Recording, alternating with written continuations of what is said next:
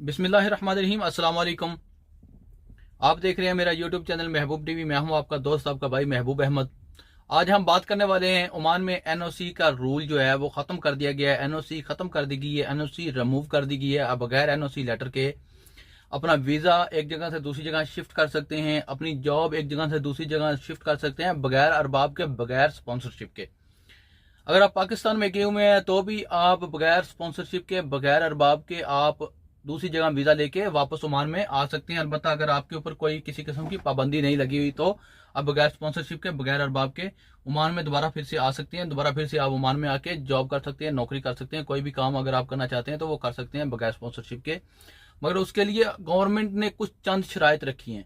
वो कौन सी शराइत हैं, आगे चलकर मैं इस वीडियो के अंदर एक एक शराइत से पर्दा उठाऊंगा, एक एक शराइत आपको बताऊंगा, मुकम्मल तफसील के साथ बताऊंगा कि वो शराइत कौन कौन सी हैं और किन बातों के ऊपर आपको अमल करना होगा तो आप